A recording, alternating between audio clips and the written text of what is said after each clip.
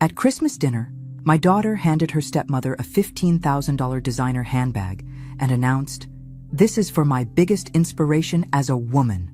Then she slid a wrapped package across the table to me, dish towels with a note reading, "For all your cleaning." I smiled, said thank you, and walked straight out that door. What I did next made that leech learn who really mattered. If you're watching this, hit that subscribe button and let me know in the comments where you're watching from. I love hearing from all of you amazing people out there. But to understand how we got to that Christmas disaster, you need to hear the whole story. Because what happened that night wasn't the beginning. It was just the moment I finally decided enough was enough. 3 years ago, in January 2022, I was Martha Stevens, 42 years old, married to Richard for 19 years, living in our suburban Denver home with our 20-year-old daughter Vanessa. She was finishing her junior year at Colorado State, and I thought I had it all figured out. Richard worked in real estate. I managed our household and helped with his business paperwork, and our family seemed solid. I should have seen the signs earlier. Richard started working late more often, buying new clothes, suddenly caring about his appearance in ways he hadn't since we were dating. But I trusted him. After 19 years, why wouldn't I? The day I found out, I was doing laundry. Ironic, considering that Christmas gift 3 years later. Richard's phone buzzed with a text while he was in the shower. The name H popped up with a heart emoji and a message that made my blood run cold. "Can't wait for tonight, baby. Your wife will never know." I sat on our bed, holding that phone, feeling 19 years of marriage crumble in my hands. Part of me wanted to pretend I hadn't seen it, but I've never been the type to live in denial. I confronted him that evening. "Who is H, Richard?" He went pale, stammered some excuse about a client, but I wasn't buying it. After an hour of lies, the truth came out. Heather Davidson, 28 years old, wealthy, successful, everything I apparently wasn't anymore at 42. She understands my ambitions. "Martha," he said, as if that justified destroying our family. "She makes me feel alive again." I wanted to scream, to throw things, to make him hurt the way I was hurting. Instead, I asked, "How long?" 4 months. 4 months of lies. 4 months of him coming home to me after being with her. The betrayal cut deeper than I knew was possible. We tried counseling for Vanessa's sake, but Richard's heart was already gone. He'd light up when his phone buzzed, thinking it was her. He'd zone out during our sessions, probably planning his next rendezvous. After 5 miserable months, in June 2022, I filed for divorce. That's when Heather entered our lives like a perfectly manicured hurricane. She was everything I wasn't. Young, glamorous, with a silver BMW and designer everything. She owned some kind of investment consulting business and always looked like she'd stepped off a magazine cover. When Richard brought her to Vanessa's college graduation that May, I watched my daughter's eyes widen with something that looked dangerously close to worship. "Mom, this is Heather," Vanessa said, her voice filled with an admiration I'd rarely heard. "She's incredible. She built her whole business from nothing." Heather smiled with perfect veneered teeth and extended a manicured hand. "I've heard so much about you, Martha. Vanessa's told me what a dedicated homemaker you are." The pause before dedicated homemaker told me everything I needed to know about how my daughter had described me. But I was still unprepared for what came next. The changes started small. Within 2 months of the divorce being finalized in August 2022, Vanessa began peppering our conversations with casual references to what Heather says or how Heather does things. "Mom, you really should update your wardrobe," Vanessa mentioned during one of our coffee dates in September. "Heather says first impressions matter more than most people realize." "I'm not interviewing for jobs, honey. I'm just your mom." "That's kind of the problem," she replied, scrolling through her phone. "You don't really have goals anymore." Goals! I'd spent 19 years supporting her father's goals, raising her, managing our household. But apparently, none of that counted in Heather's world. October brought the first real sting. Vanessa posted an Instagram photo from some charity gala, her in a new dress I couldn't afford, standing next to Heather in front of a step-and-repeat banner. "Learning from the best. Inspiration. You're women in success," read the caption. When I liked the photo, Vanessa called me 20 minutes later. "Mom, Could you maybe not like my professional posts? It looks weird when my followers see my mom's name. I'm proud of you. Sweetheart, why wouldn't I like your photo? It's just, Heather's helping me build a brand, and family stuff kind of dilutes the message. Family stuff. I was family stuff now. November got worse. Thanksgiving dinner was split between two households for the first time.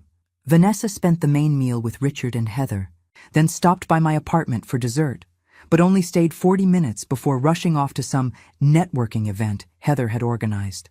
Can't you just be happy that I'm making connections? She asked when I mentioned feeling hurt. Heather's introducing me to people who could actually help my career. What about spending time with family? Mom, you act like family time is more important than my future. Her tone was getting sharper, more condescending. Heather says successful people prioritize differently. Christmas 2022 was my first holiday alone in 20 years. Vanessa spent Christmas Eve with Richard and Heather at some ski resort in Vail, posting Instagram stories of champagne toasts and designer winter gear. She showed up at my apartment Christmas morning for exactly 1 hour, bearing a gift bag from Target. I got you some nice hand cream and a candle, she said, not bothering to hide her phone while I opened them. Heather helped me pick them out. Heather helped her pick out drugstore hand cream for her mother while wearing what looked like a $1,000 sweater in her Instagram stories. They're lovely, thank you, I said, watching her text someone while I carefully read the candle label. Oh, and I won't be here for New Year's either. Heather's taking me to this amazing party in Aspen, lots of potential business contacts. That night, I looked through Vanessa's Instagram posts from the past 6 months. Every photo with Heather was captioned with words like inspiration, mentor, and role model. The last photo she'd posted with me was from her graduation, 6 months ago. January 2023 brought a new level of casual cruelty. Vanessa announced she was changing her major from education to business. Teaching is so limited, she explained over lunch at a restaurant she complained about the entire time. Heather's showing me what real success looks like. You've wanted to be a teacher since you were 8 years old. That was before I understood how the world actually works. She finally looked up from her phone. Mom, you don't get it because you've never really worked, but I want more than just this. She gestured vaguely at our surroundings, a perfectly nice cafe where we used to enjoy spending time together. Valentine's Day was particularly brutal. Vanessa posted a long Instagram tribute to Heather about the woman who taught me to dream bigger. Meanwhile, she forgot to call me on my birthday 2 weeks later. When I gently mentioned it the next day, she sighed like I was being unreasonable. Mom, I'm really busy with midterms and the business stuff Heather's teaching me. Can't you just understand that not everything revolves around you? Not everything revolves around you. My own daughter was treating me like a needy acquaintance instead of the woman who'd raised her, but the worst was yet to come. Spring 2023 brought Vanessa's transformation into someone I barely recognized. She'd started dressing differently, expensive clothes that I knew she couldn't afford on her part-time job income. When I asked about it, she was evasive. Heather's teaching me about investing in my image, she said. You have to spend money to make money. Where are you getting money to spend? Dad's helping me out while I focus on my studies and learning the business. The business? That was new. What business? Heather's bringing me into her investment consulting firm as an intern. I'll learn everything from the ground up. This was the first I'd heard of Vanessa working with Heather professionally, and something about it made me uneasy. But every time I tried to ask questions, Vanessa shut me down. Mom, you don't understand business. Please just trust that I know what I'm doing. Easter 2023 was canceled entirely. Vanessa flew to Miami with Heather and Richard for what she called a business conference. It's a real estate investment seminar, she explained. Heather's one of the featured speakers. I spent Easter alone, eating takeout Chinese food and wondering when I'd become so irrelevant to my own daughter's life. Mother's Day was worse. Vanessa took me to a chain restaurant, the kind with sticky floors and laminated menus, while posting Instagram stories from the 5-star brunch she'd had with Heather the previous weekend. The salmon here isn't as fresh as the place Heather took me to, she said, poking at her food. They fly theirs in daily from Alaska. This is fine, Vanessa. I'm just happy to spend time with you. You're so easily satisfied, Mom. She finally looked at me directly. Heather says that's why some people never advance in life. They accept mediocrity instead of demanding excellence. I took a sip of my water, swallowing down the hurt along with it. And what do you think? I think she's right. I think you've been settling your whole life, and honestly, it's kind of embarrassing. Embarrassing. My own daughter found me embarrassing. Embarrassing how? Like when I tell people about my family, I talk about Dad's real estate business and Heather's investment firm. But what do I say about you? That you keep house? The contempt in her voice was unmistakable. I paid the check and drove her home in silence, my heart breaking a little more with each passing mile. That night, I called Richard. We barely spoke anymore except about logistics, but I needed to understand what was happening to our daughter. She's just growing up, Martha, he said dismissively, learning about the real world. The real world doesn't require her to treat her mother like garbage. Maybe if you'd shown more ambition during our marriage, she'd have a different role model to look up to. He hung up before I could respond, leaving me staring at my phone and wondering if everyone really saw me as the failure Vanessa seemed to think I was. But summer 2023 brought something that made me stop questioning myself and start questioning everything else. Vanessa announced she was dropping out of college for her senior year to work full-time with Heather's firm. It's an incredible opportunity, Mom. Heather's making me her junior partner. Honey, you're 1 year away from graduating. With a degree that'll get me a $40,000 a year job. Heather's offering me the chance to make 6 figures while I'm still in my 20s. What exactly would you be doing? Client relations? Mostly social media marketing, helping young professionals understand investment opportunities. The vague answers made me nervous, but Vanessa brushed off my concerns. You're thinking small again, Mom. This is exactly what Heather warned me about. People who don't understand success trying to hold you back with their fear-based thinking. Fear-based thinking. Another phrase that sounded like it came straight from Heather's mouth. By fall 2023, Vanessa was fully launched as Heather's protégé. She moved into a fancy apartment downtown that I knew she couldn't afford, drove a new car, and dressed like she was making the kind of money that takes years to build. Business is really good, she said vaguely when I asked how she could afford her new lifestyle. What kind of returns are Heather's clients seeing? Amazing ones, like 20% monthly sometimes. Heather has this system that's just incredible. 20% monthly? Even with my limited financial knowledge. That sounded impossible. But what did I know? I was just a homemaker who didn't understand business. The final straw came in November 2023, at Vanessa's birthday dinner. She'd chosen an expensive steakhouse and invited Richard and Heather. I felt like an afterthought at my own daughter's celebration. Mom, I have some exciting news, Vanessa announced over dessert. I'm investing my trust fund from Grandma Ruth in Heather's firm. The trust fund. $50,000 that my mother had left specifically for Vanessa's education or first home purchase. Sweetheart, maybe you should have that looked at by an independent financial advisor. There you go again, Vanessa interrupted.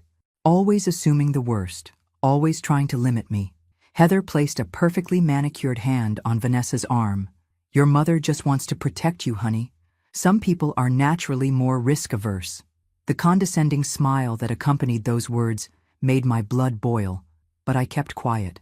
What else could I do? 2 weeks later, Vanessa called to tell me she wouldn't be coming to Thanksgiving. Heather's taking me to this incredible business retreat in Napa Valley. All her top clients will be there. What about our family tradition? Mom, I'm building my future. Can't you just be supportive for once? That Thanksgiving, I sat alone in my apartment with a frozen turkey dinner, scrolling through Vanessa's Instagram stories from wine country. Photo after photo of her laughing with people I didn't know, in places I couldn't afford, living a life that apparently had no room for the woman who'd raised her. But I had no idea that my real troubles were just beginning. December 2024 arrived with an invitation that surprised me. Vanessa actually wanted me at Christmas dinner. After 2 years of being an afterthought, suddenly I was welcome at Richard's house for the holiday meal. It'll be nice to have the whole family together, she said over the phone, sounding more like her old self than she had in months. I should have known something was up. I spent the entire day of December 23rd trying to pick the right outfit. Something that wouldn't be too fancy or too casual, too expensive or too cheap. Everything felt wrong. Finally, I settled on a simple black dress and the pearl earrings my mother had given me. When I pulled into the driveway at 6 o'clock, I barely recognized the place. Heather had transformed our modest colonial into something out of Architectural Digest, professional landscaping, expensive outdoor lighting, a front door that probably cost more than my monthly rent. Richard answered wearing a sweater I'd never seen before, looking more relaxed and confident than he had in the last years of our marriage. "Martha, you look nice," he said, the pause before nice telling me exactly how I actually looked. The inside was worse. Gone were the family photos I'd carefully arranged, the furniture we'd saved up for together, the warm colors I'd loved. Everything was now stark white and glass and metal, beautiful in the way that museum exhibits are beautiful, cold. "Welcome to our home," Heather said, appearing in a red dress that probably cost more than I made in a month. She air-kissed me like we were acquaintances at a charity function. "I love what you've done with your hair." I hadn't done anything with my hair. It was exactly the same as always.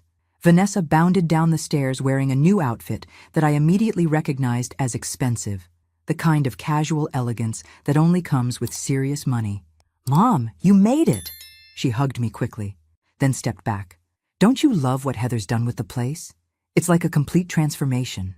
"It's certainly different," I said, looking around the living room where Vanessa had taken her first steps. "Different good or different bad?" Heather asked with a smile that didn't reach her eyes. "Just different." Dinner was an exercise in social torture. The dining room table, my old dining room table, was set with china I'd never seen, flowers I couldn't afford, and wine that Richard kept praising like he'd discovered it himself. "Heather has such an eye for presentation," he said, raising his glass. "She could have been an event planner." "I actually considered it," Heather replied, "but investment consulting is so much more lucrative." Throughout the meal, I listened to them discuss people I didn't know, places I'd never been, and experiences I couldn't afford. Vanessa hung on Heather's every word, laughing at observations that weren't particularly funny, and nodding along with comments that weren't especially insightful. "Vanessa's been such an asset to the business," Heather said as we moved on to dessert. "She has a natural instinct for reading people, knowing who's ready to take their finances seriously." "I learned from the best," Vanessa replied, beaming at her stepmother. "Actually," Richard said, "I think it's time for gifts." This was new. We'd never done Christmas gifts at dinner. That was always a morning tradition. But apparently, traditions were as disposable as ex-wives in this house. Heather handed Vanessa an elegantly wrapped box. Inside was a designer handbag, the kind I'd seen in magazines, but never in real life. "Oh my God, Heather!" Vanessa pulled out a black leather purse with gold hardware. "This is incredible." "It's from Hermes," Heather said casually. "I thought you should have something appropriate for client meetings." Then came the moment that changed everything. Vanessa presented her gift to Heather, another beautifully wrapped box that had clearly cost serious money. "This is for my biggest inspiration as a woman," she announced, and I felt my stomach drop. Heather opened it to reveal a gold bracelet that caught the light like it was made of actual stars. "Oh, honey, it's gorgeous. You have such wonderful taste." They hugged like mother and daughter, and I had to look away. "Mom, this is for you," Vanessa said, sliding a small, poorly wrapped package across the table. I opened it to find 3 dish towels, plain white ones with a note that read, "For all your cleaning. Love, V." The table went quiet. Even Richard looked uncomfortable. "Thank you, sweetie," I said, forcing a smile. "They're very practical." "I thought you'd appreciate something useful," Vanessa said, already turning back to admire Heather's bracelet. "Since you spend so much time in the kitchen anyway." I sat there for another minute, watching my daughter and my replacement bond over expensive gifts while I held dish towels in my lap. Then I stood up. "Thank you for dinner," I said to Heather. "It was lovely." "You're leaving already?" Richard asked. "I think it's time." I kissed Vanessa on the forehead. She didn't pull away, but she didn't lean into it either. Then I walked out of my old house carrying dish towels and what was left of my dignity. In my car, I sat in the driveway for a moment, looking at the warm light spilling from the windows of the life that used to be mine. Inside, they were probably already forgetting I'd been there. That's when I made a decision that would change everything. I was done being the grateful ex-wife, the understanding mother, the woman who smiled while her own daughter handed her cleaning supplies for Christmas. It was time to stop accepting mediocrity, starting with how I let people treat me. The next few weeks passed in a blur of determined activity. I'd spent almost 3 years being the victim of my own story, and I was tired of it. If Vanessa thought I lacked ambition, she was about to see how wrong she was. I started small, getting my hair cut and colored by an actual stylist instead of trimming it myself. I bought clothes that fit properly and made me feel confident instead of invisible. I enrolled in online courses about digital investigation and social media analysis, not because I wanted to compete with Heather, but because I was tired of being the only person in every conversation who didn't understand technology. Most importantly, I started paying careful attention to Heather's investment firm. Something felt fundamentally wrong about the whole operation. 20% monthly returns? Guaranteed profits? In an economy where savings accounts earned less than 1% annually, Heather's promises seemed mathematically impossible. I started with basic research, looking up Heather's business registration, checking for any regulatory filings, searching for legitimate business addresses. What I found was troubling. Lots of social media presence, very little actual business documentation. Then I did something that would have horrified my old self. I created a fake Facebook profile. Margaret Stevens from Phoenix, Arizona. Divorced, looking to rebuild her financial future. Cautiously interested in investment opportunities. I joined the Facebook groups that Heather promoted to her clients, Financial Freedom Seekers and Women Building Wealth. The more I read, the more concerned I became. People were investing their life savings based on screenshots that could have been faked in minutes. Others were taking out loans to fund investments in a company that seemed to have no permanent address and no verifiable track record beyond Heather's Instagram posts. When I tried expressing gentle concerns in the groups, I was quickly shut down by true believers who accused me of being negative or jealous. Heather has completely changed my life, wrote Carol Peterson from Oklahoma, who'd apparently invested her late husband's life insurance settlement.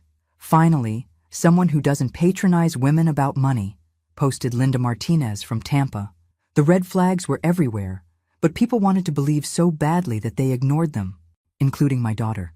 I tried calling Vanessa in early February to share my concerns, but she cut me off immediately. "Mom, I can't believe you're stalking Heather's business online. That's really inappropriate." "I'm not stalking anyone. I'm trying to understand. What you're trying to do is sabotage my success because you can't stand that I'm doing well without you." "Vanessa, that's not true." "It is true. You've been weird and bitter ever since Dad left, and now you're taking it out on me and Heather." The accusations stung because part of me wondered if it was true. Was I investigating Heather's business because I genuinely thought something was wrong or because I resented her success? But as February turned to March, I started noticing things that had nothing to do with my personal feelings. Complaints began appearing in the investor groups, quickly deleted, but not before I could screenshot them. People mentioned delayed payments, difficulty reaching Heather directly, and promises that weren't being kept. I also noticed that several of Heather's biggest success stories, the people whose testimonials she featured most prominently, had profiles that looked suspiciously fake. Brand new accounts with no friends, no posting history, and profile photos that reverse image searches revealed were stock photos. By April, I had dozens of screenshots and a growing network of concerned investors who were starting to ask uncomfortable questions. But I also had a daughter who was becoming increasingly hostile toward me. "You just can't stand that Heather believes in me when you never did," she said during one particularly painful phone call in late April. "I've always believed in you. No, you believed in me being safe, being small, being like you. Heather believes in me being successful, being like me." The phrase stuck like a knife between my ribs. "What's wrong with being like me, Vanessa?" "Mom, you've never taken a risk in your entire life. You married Dad straight out of college. Never had a real career, never traveled anywhere interesting, never did anything ambitious. You just existed. 23 years of raising her, supporting her father's dreams, building a home, managing our family's life. All of that was just existing. I took the risk of having you," I said quietly. "That's not a risk, Mom. That's just what people do." The line went dead, and I sat in my apartment wondering when my daughter had learned to be so cruel. But I was also starting to understand something important. My investigation into Heather's business wasn't about jealousy anymore. It was about protecting the people she was going to hurt. including my daughter. Because while everyone was dismissing me as just a bitter ex-wife, I was building a case that would expose the truth about the woman who thought she could steal my family and other people's money. By May 2025, my fake Facebook persona had gained the trust of dozens of Heather's investors. I'd carefully positioned Margaret Stevens as a concerned but loyal client who was simply asking reasonable questions about communication delays and administrative issues. The private messages started pouring in, real people with real problems, sharing stories that made my blood run cold. Carol Peterson from Oklahoma had invested her late husband's life insurance money, $85,000 that was supposed to secure her retirement. Linda Martinez from Tampa had taken a second mortgage on her house. James Wallace from Seattle had liquidated most of his 401k. All of them were now dealing with delayed payments, unreturned phone calls, and excuses that changed weekly. "I've been trying to reach Heather for over a month," Carol wrote to me privately. "She was supposed to roll over my profits into a new investment tier, but now I can't even get her assistant to respond to emails." "Same here," replied Linda. "And when I asked questions in the main group, they deleted my posts and said I was spreading negativity." I started documenting everything: screenshots of conversations, copies of investment agreements, records of promised returns versus actual payments. What emerged was a textbook pattern of affinity fraud, using personal relationships and social proof to manipulate victims into increasingly larger investments. But I knew that any evidence coming from Martha Stevens would be dismissed as the vindictive actions of a jealous ex-wife. I needed someone with credibility to investigate. That's when I reached out to Jessica Martinez, a financial reporter from the Denver Business Journal who'd been covering questionable investment schemes in Colorado. I used my real name this time, laying out everything I'd discovered during our coffee meeting at a downtown cafe. "I know how this looks," I told her. "Ex-wife trying to sabotage her replacement. But these people are going to lose everything they have, and my daughter is going to be left holding the responsibility when Heather disappears." Jessica was appropriately skeptical at first, but the evidence was compelling. She started her own investigation, reaching out to investors and checking with financial regulators. 2 weeks later, she called with news that confirmed my worst fears. "Martha, your instincts were right. The Colorado Division of Securities has been watching Heather's operation for several months. They're building a case, but they need more evidence of actual financial harm to investors." What does that mean for Vanessa? If she's been actively recruiting investors and handling client money, she could face serious civil liability. Criminal charges are possible if prosecutors think she knew about the fraud. I spent the following week in agony, knowing what was coming, but unable to warn my daughter without revealing my role in the investigation. Every time my phone rang, I hoped it would be Vanessa calling to reconcile. Instead, it was usually Jessica with updates on her investigation. In mid-May, everything started unraveling at once. Heather announced on her social media that she was expanding internationally and would be traveling extensively to establish overseas partnerships. This was a classic red flag. Fraudsters often use international expansion as cover for disappearing with whatever money remains.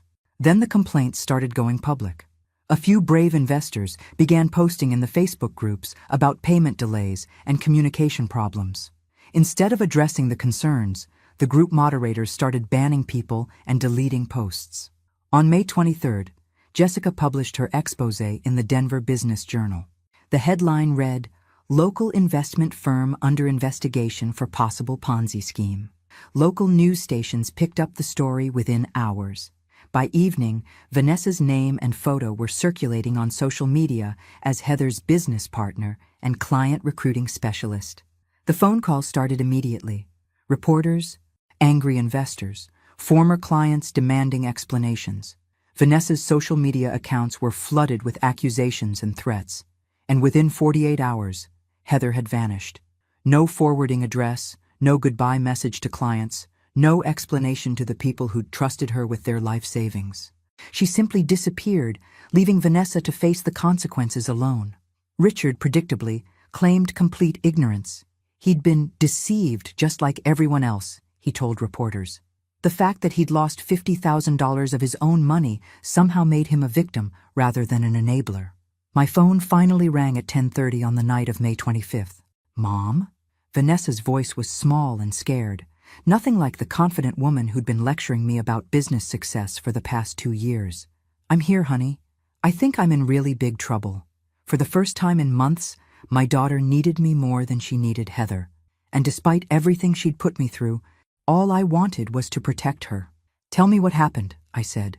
And for the first time in over a year, she told me the truth. She's gone, Mom. Heather just disappeared. Vanessa was crying, really crying, not the composed tears she'd learned to use for sympathy. This was messy sobbing, the kind that comes from genuine terror. Where are you now? I asked, already grabbing my car keys. At Dad's house. But he's freaking out about reporters calling, and he keeps saying this wasn't his fault. Her voice broke. He's acting like he doesn't even know me. Of course he was. Richard had always been excellent at distancing himself when situations became uncomfortable. I drove to my old house and found 2 news vans parked across the street. Vanessa met me at the door, looking like she'd aged 5 years in 2 days. They're saying I might go to prison, Mom. I pulled her into my arms for the first time in months. She felt small and frightened, like the little girl who used to climb into my bed during thunderstorms. We're going to figure this out, I promised. But first, you need to tell me everything. Over the next hour, the whole story came pouring out. Heather had convinced Vanessa that they were building a revolutionary investment platform that would democratize wealth building for young professionals. Vanessa's job was to recruit clients through social media and networking events. People who trusted her because she was young, relatable, and genuinely believed in what she was selling. I brought in 42 people, Mom. 42 people who trusted me. She showed me a list on her phone with names and investment amounts. Some of them put in their entire savings. Sarah from college invested $15,000 for her wedding fund. Did you know it was a scam? No, I swear, I thought it was completely legitimate. Heather showed me client statements, testimonials, bank records. She even had me meet some of her successful investors. Vanessa wiped her nose with a tissue. But now I'm realizing those people were probably paid actors. Richard appeared in the doorway, looking uncomfortable. Martha, maybe I shouldn't what? Help my daughter? The lawyer says Vanessa shouldn't discuss the case with anyone until we understand the full scope of the investigation. I'm not anyone. I'm her mother. I turned back to Vanessa. Do you have copies of the documents Heather showed you? Some of them. Why? Because we're going to need every piece of evidence we can find to prove you were deceived too. Richard scoffed. Martha, this isn't some detective show. The FBI handles these things. We just need to cooperate and hope for the best. But hoping for the best had never been enough for me. Over the next week, I helped Vanessa organize her defense while quietly planning something more proactive. The authorities were building their case methodically, but that could take months or even years. Meanwhile, Heather was free to disappear completely. The breakthrough came from an unexpected source, my growing network of defrauded investors. Through the Facebook groups, I'd connected with dozens of victims who were more motivated than any federal agent to see justice done. Carol Peterson had contacts in the hotel industry. Linda Martinez's cousin worked for a credit monitoring company. James Wallace knew people in tech who understood digital tracking. She can't just vanish, Carol said during one of our group video calls. Someone with her ego and lifestyle needs will surface somewhere. The question is where, added Linda. And how do we find her before she runs another scam? That's when I suggested something that surprised even myself. What if we didn't wait for her to surface? What if we forced her out of hiding? The plan was simple, but risky. We'd use social media to make Heather's face recognizable to hospitality workers at luxury resorts worldwide. Carol had connections with hotel managers across the Caribbean and Central America, places where Heather was likely to hide. Linda's cousin helped us run credit monitoring searches that showed recent transactions in Costa Rica under variations of Heather's name. James found archived social media posts that revealed her preferences for specific hotel chains and resort types. Within 2 weeks, we had a network of informal spotters at high-end properties from Cancun to Belize City. The first sighting came from a bartender in Costa Rica who recognized Heather from photos we'd circulated. She was staying at a luxury resort under the name Helena Davies. already starting to cultivate new investors among wealthy tourists. But when I told Richard I was flying to Costa Rica to confront her, he thought I'd lost my mind. Martha, what exactly do you think you're going to accomplish?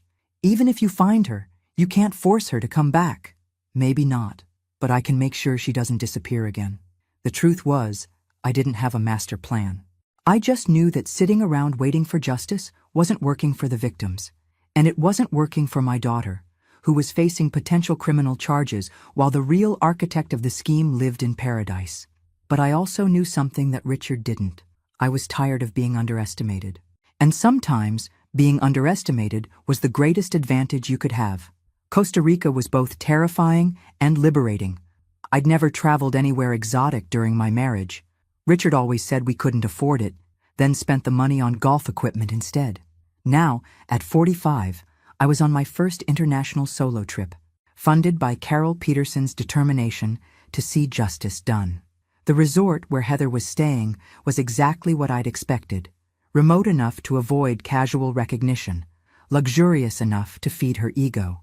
I checked in using a credit card Carol had provided, posing as a recently divorced woman treating herself to a healing vacation. Finding Heather wasn't difficult. She maintained the same predictable routines that had made her trackable online. Every morning at 9, she appeared at the infinity pool.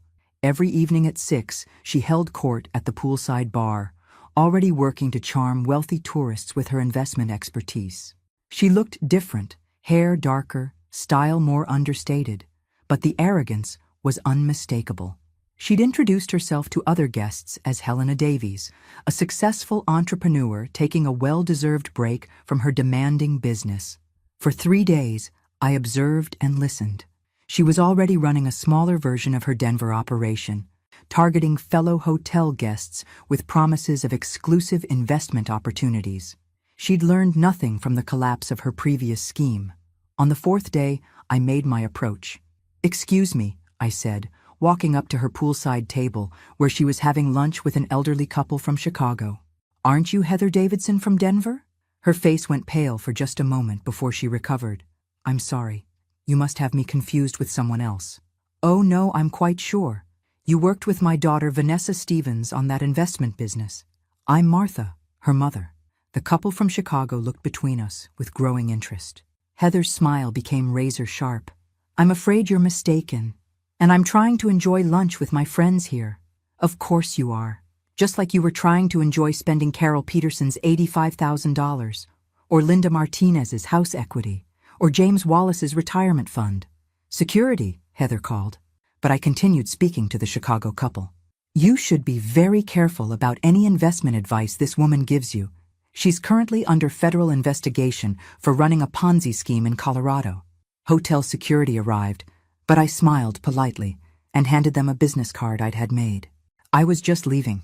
It was lovely meeting you all."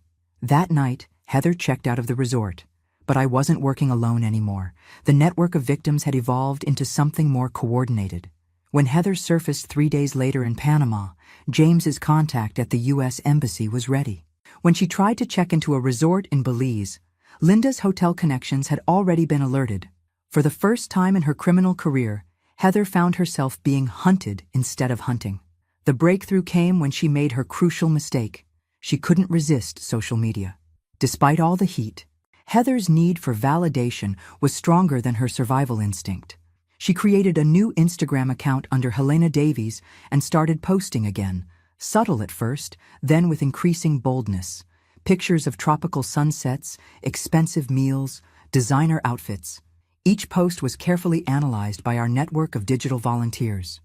But the post that sealed her fate was a video from what appeared to be a resort in the Bahamas. She was talking about new opportunities in international markets, clearly trying to rebuild her operation with a fresh identity. Linda's cousin ran the video through facial recognition software her former employer gave her access to. James used his tech background to trace architectural details in the background.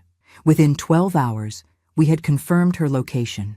This time, we also contacted international media outlets.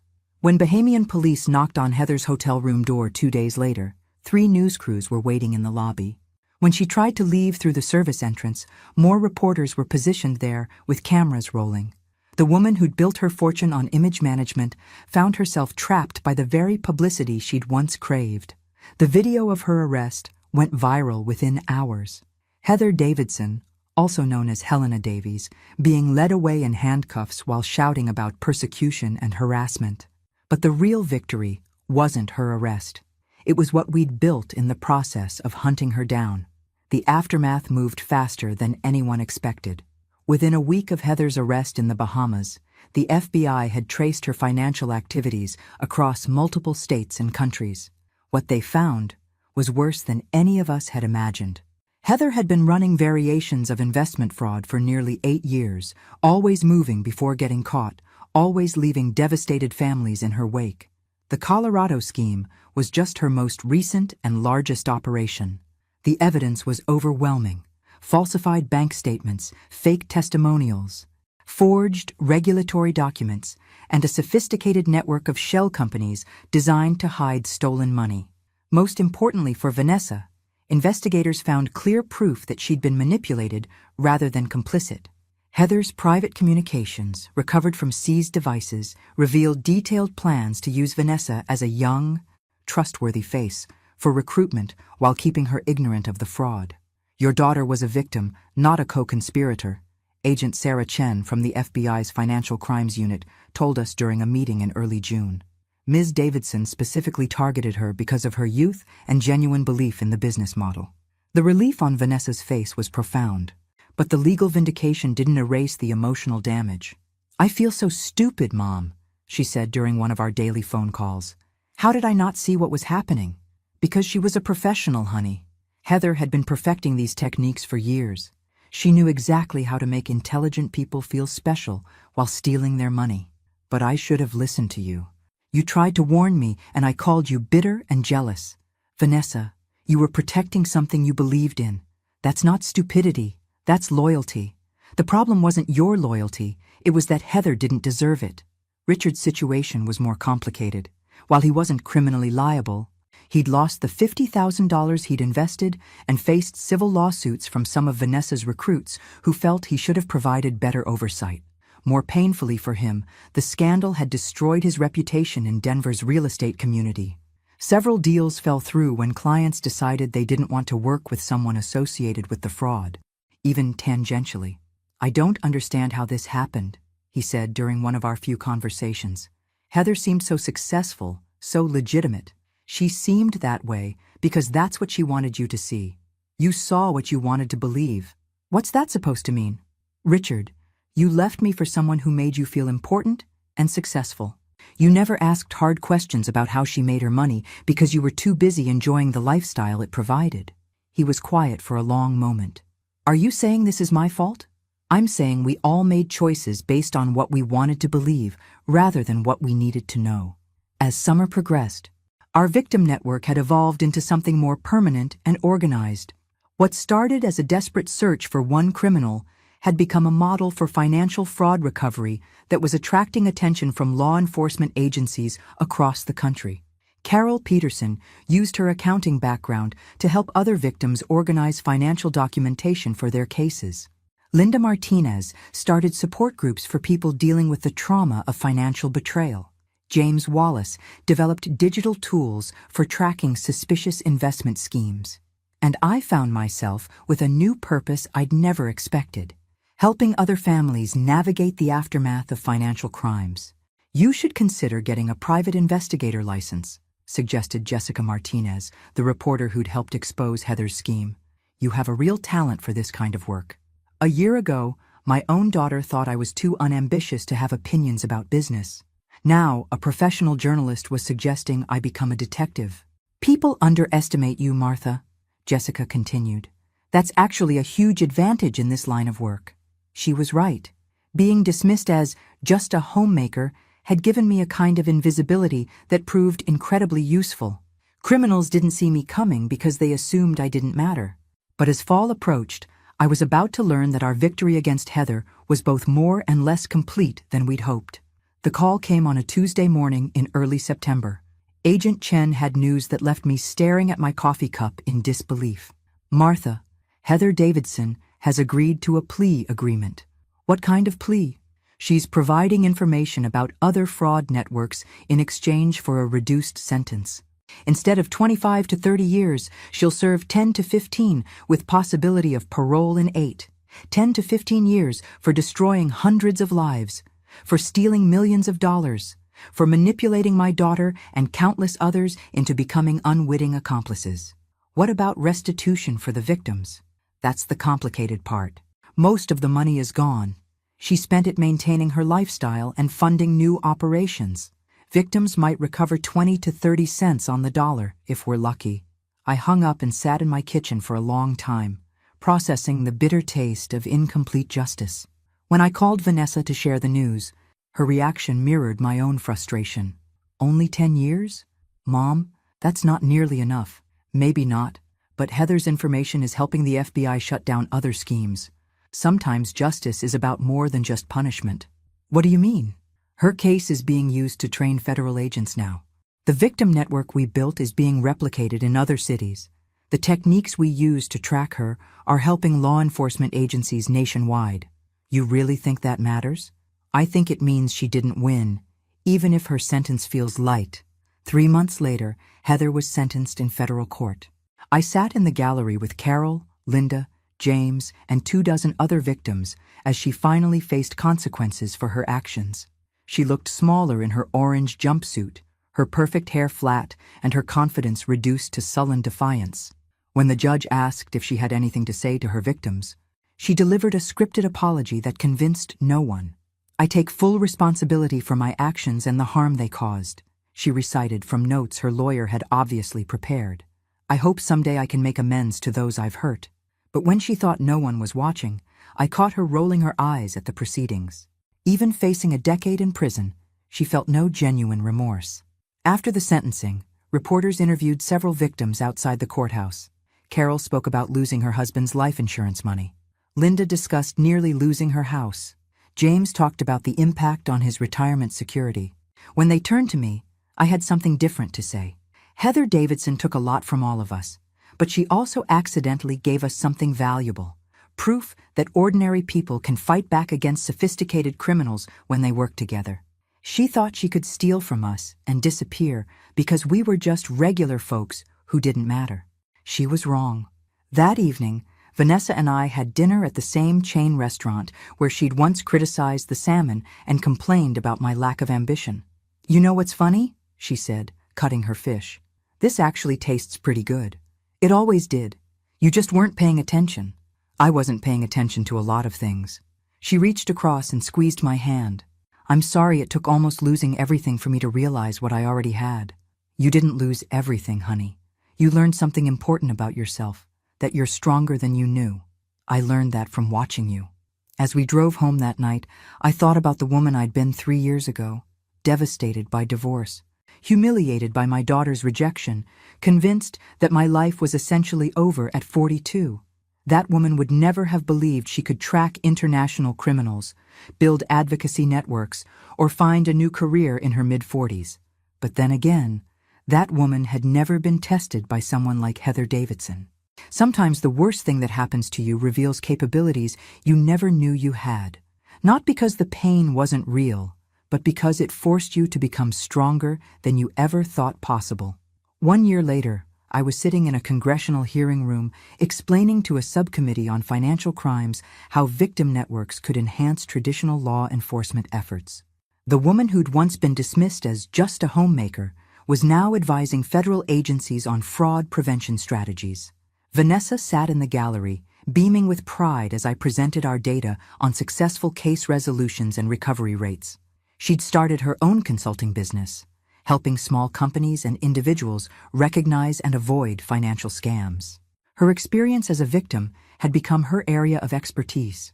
"Mrs. Stevens," asked the subcommittee chair, "what would you tell other families dealing with financial fraud?"